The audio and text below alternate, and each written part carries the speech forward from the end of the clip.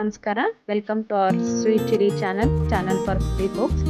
ಇವತ್ತು ಅವಕಾಡೊ ಹಣ್ಣಿನ ಅಥವಾ ಬಟರ್ ಫ್ರೂಟ್ ಅಂತ ಏನು ಹೇಳ್ತೀವಿ ಅದರ ಒಂದು ಟೋಸ್ಟ್ ಹೇಗೆ ಮಾಡೋದಂತ ಹೇಳ್ಕೊಡ್ತಾ ಇದ್ದೀನಿ. ಇಂಗ್ರೀಡಿಯೆಂಟ್ಸ್ ಇಲ್ಲೇ ಹಾಕಿದ್ದೀನಿ, ನೋಡ್ಕೊಳ್ಳಿ. ತುಂಬ ಕಡಿಮೆ ಇಂಗ್ರೀಡಿಯೆಂಟ್ಸಲ್ಲಿ ತುಂಬ ರುಚಿಯಾದಂಥ ಒಂದು ಸೆಟ್ಟನ್ನು ತಯಾರು ಮಾಡ್ಬೋದು. ಸೊ ಇಲ್ಲಿ ತೋರಿಸ್ತಾ ಇದ್ದೀನಿ ನೋಡಿ. ಇಲ್ಲಿ 2 ಅವಕಾಡೊ ತೊಗೊಂಡಿದ್ದೀನಿ, ಬಟ್ ನಾನು ಇವತ್ತು ಉಪಯೋಗಿಸ್ತಾ ಇರೋದು ಒಂದೇ. ಒಂದು ಅವಕಾಡೊ ನಮಗೆ 3 ಜನ ಟೋಸ್ಟ್ ಸ್ಪ್ರೆಡ್ಗೆ ಸಾಕಾಗತ್ತೆ. ಸೊ ನಿಮ್ಮ ಮನೇಲಿ ಎಷ್ಟು ಜನ ಇದ್ದೀರಾ ಅದನ್ನ ನೋಡಿಕೊಂಡು ಅವಕಾಡೊನ ಉಪಯೋಗಿಸ್ಬೋದು. ಇಲ್ಲಿ ಬೆಳ್ಳುಳ್ಳಿನ ಜಜ್ಕೋತಾ ಇದ್ದೀನಿ, ಹೀಗೆ ನೋಡಿ. ತುಂಬ ನುಣ್ಣಗೆ ಸಣ್ಣ ಸಣ್ಣ ಪೀಸ್ ಹಾಕ್ಬೇಕಿದು. ಸೊ ಅದನ್ನ ಜಜ್ಕೊಂಡ ನಂತರ ಇನ್ನೂ ಸಣ್ಣ ಪೀಸ್ ಮಾಡೋಣ ಅಂತ ಹಚ್ಕೋತಾ ಇದ್ದೀನಿ ಇಲ್ಲಿ ಸಣ್ಣ ಸಣ್ಣಗೆ.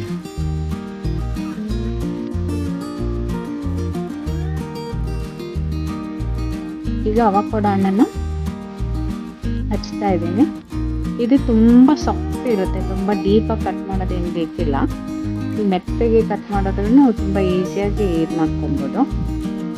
ಸೊ ಈಗ ಹಣ್ಣನ್ನು ಕಟ್ ಮಾಡ್ತಾ ಇದ್ದೀನಿ ನೋಡಿ. ಇದ್ರೊಳಗಡೆ ದೊಡ್ಡ ಬೀಜ ಇರುತ್ತೆ, ಸೊ ಅದನ್ನು ತೆಗಿಬೇಕು ನಾವು.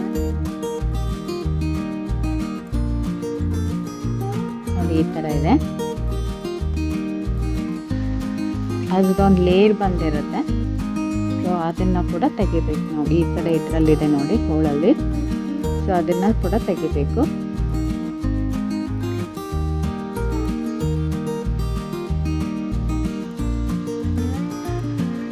ತುಂಬ ಈಸಿಯಾಗಿ ಬರುತ್ತೆ, ಕಷ್ಟಪಡೋದು ಏನಿಲ್ಲ. ಬೆಣ್ಣೆ ಹಣ್ಣು ಅಂತಂದರೆ ಅದು ಬೆಣ್ಣೆ ಥರನೇ ಇರುತ್ತೆ, ಐಸ್ ಕ್ರೀಮ್ ಥರ ಇರುತ್ತೆ. ತುಂಬ ಹಾರ್ಡಾಗಿರಲ್ಲ, ತುಂಬ ಮೆತ್ತಗೆ ಸಾಫ್ಟ್ ಆಗಿರುತ್ತೆ. ಸೊ ಇದು ತಿರುಳನ್ನು ತೆಗೆದ್ಮೇಲೆ ಮತ್ತೆ ಸಿಪ್ಪೆ ತೆಗಿಬೇಕು ಅದರಲ್ಲಿ. ಸೊ ಹೀಗೆ ನಾವು ಸ್ಮೂತಾಗಿ ಹಿಂಗೆ ತಗೊಂಡ್ರೆ ಐಸ್ ಕ್ರೀಮ್ ಸ್ಕೂಪ್ ತೆಗಿತೀವಲ್ಲ ಹಾಗೆ ತಗೊಂಡ್ರೆ ತಿರುಳಿಂದ ಸೆಪ್ರೇಟ್ ಆಗುತ್ತೆ ಸಿಪ್ಪೆಯಿಂದ.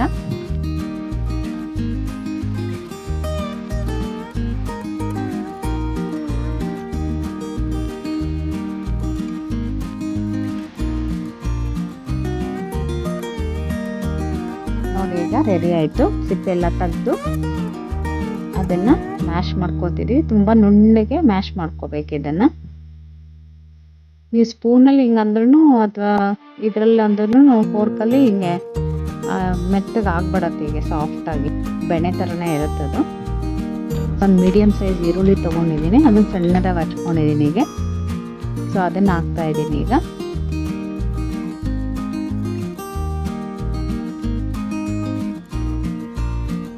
ಹಾಗೆ ಈ ಥರ ಹಸಿ ಮೆಣಸಿನ್ಕಾಯಿ ತೊಗೊಂಡಿದ್ದೀನಿ ಒಂದೇ ಒಂದು, ಅದನ್ನು ಸಣ್ಣದಾಗಿ ಹಚ್ಕೊತಾ ಇದ್ದೀನಿ. ಮತ್ತು ಅದನ್ನು ಕೂಡ ಇದಕ್ಕೆ ಸೇರಿಸ್ತಾ ಇದ್ದೀನಿ. ಮತ್ತು ಮೀಡಿಯಮ್ ಸೈಜ್ನ ಟೊಮ್ಯಾಟೊ, ಅದನ್ನು ಕೂಡ ಸಣ್ಣಗೆ ಹಚ್ಕೊತಾ ಇದ್ದೀನಿ. ಹಚ್ಕೊಂಡ್ಬಿಟ್ಟು ಅದನ್ನು ಕೂಡ ಇದಕ್ಕೆ ಸೇರಿಸ್ತೀನಿ.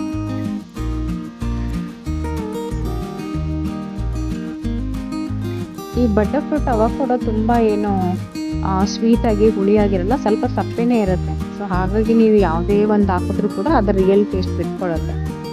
ಈಗ ಕೊತ್ತಂಬರಿ ಸೊಪ್ಪು ಹಚ್ಚಿ ಹಾಕ್ತಾ ಇದ್ದೇನೆ, ಸಣ್ಣಕ್ಕೆ ಕಟ್ ಮಾಡಿ.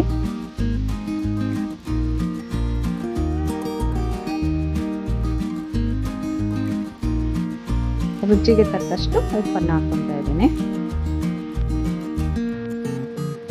ಆಮೇಲೆ ಒಂದು 1/4 ಭಾಗದಷ್ಟು ನಿಂಬೆಹಣ್ಣು ಇಟ್ಕೋತಾ ಇದ್ದೀನಿ. ಒಂದೇ ಹಣ್ಣಲ್ವಾ, ಹಾಗಾಗಿ ಒಂದು 1/4 ಭಾಗದಷ್ಟು ಸಾಕಾಗುತ್ತೆ.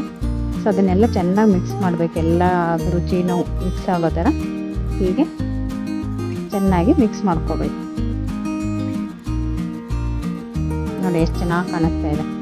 ಈಗ ನಮಗೆ ಟೋಸ್ಟ್ಗೆ ಹಾಕೊಳ್ಳೋ ಅಂಥ ಅವಕಾಡೊ ಸ್ಪ್ರೆಡ್ಡು ರೆಡಿ ಆಯಿತು. ನೋಡಿ ಎಷ್ಟು ಚೆಂದ ಕಾಣಿಸ್ತಾ ಇದೆ.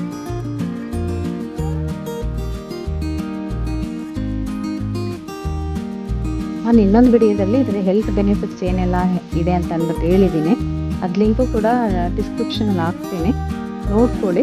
ತುಂಬ ಹೆಲ್ತಿಗೆ ಒಳ್ಳೆಯದಾದಂಥ ಹಣ್ಣು ಇದೆ. ನಾವು ಬೇರೆ ಥರದ ಸಾಸು ಮತ್ತು ಜಾಮ್ ಎಲ್ಲ ಬಳಸೋದ್ರ ಬದಲು ಇದು ರುಚಿಯಾಗಿರುತ್ತೆ ಮತ್ತು ಹೆಲ್ತಿಗೂ ಕೂಡ ತುಂಬ ಒಳ್ಳೆಯದು. ಈ ಮೆಣಸಿನ್ಕಾಯಿ ಈರುಳ್ಳಿ ಎಲ್ಲ ಹಾಕಿರೋದು ಆ ಪಂಚು ಕೂಡ ಬಾಯಿಗೆ ತುಂಬ ಚೆನ್ನಾಗಿ ರುಚಿ ಅನಿಸುತ್ತೆ, ಆ ಪಂಚಿರುತ್ತೆ.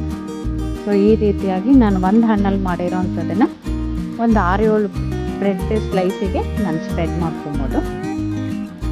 ನೀವು ಸಫಿಷಿಯೆಂಟಾಗಿ ಹಾಕ್ಕೊಬೋದು, ತುಂಬ ತಿಕ್ಕಾಗಿ ಲೇಯರ್ ಫಾರ್ಮ್ ಮಾಡ್ಕೊಬೋದು ನೋಡಿ. ತುಂಬ ತೆಳುವಾಗಿ ಏನಿರಲ್ಲ. ಹಂಗೆ ಬೇಕಂದರೆ ನೀವು ಸ್ಯಾಂಡ್ವಿಚ್ ಥರ ಕೂಡ ಹಾಕ್ಕೊಬೋದು, ಹಿಂಗೂ ಕೂಡ ತಿನ್ಬೋದು. ಟೋಸ್ಟ್ ಮಾಡೋದು ನಿಮಗೆಲ್ಲ ಆಲ್ರೆಡಿ ಗೊತ್ತಿದೆ. ಬೆಣ್ಣೆನ ಹೆಂಚು ಮೇಲೆ ಹಾಕ್ಬಿಟ್ಟು ಅದ್ರ ಮೇಲೆ ನಾವು ಬ್ರೆಡ್ಡನ್ನು ಕ್ರಿಸ್ಪಿಯಾಗಿ ಮಾಡಿಕೊಂಡ್ರೆ ಮುಗೀತು. ನೋಡಿ, ನೀವು ಟ್ರೈ ಮಾಡಿ. ಬ್ರೇಕ್ಫಾಸ್ಟಿಗೆ ಎಲ್ಲ ತುಂಬ ಚೆನ್ನಾಗಿರುತ್ತೆ, ರುಚಿಯಾಗಿರುತ್ತೆ, ಆರೋಗ್ಯಕ್ಕೂ ಒಳ್ಳೆಯದು. ಮಾಡಿ ನೋಡಿ ಒಂದ್ಸರಿ.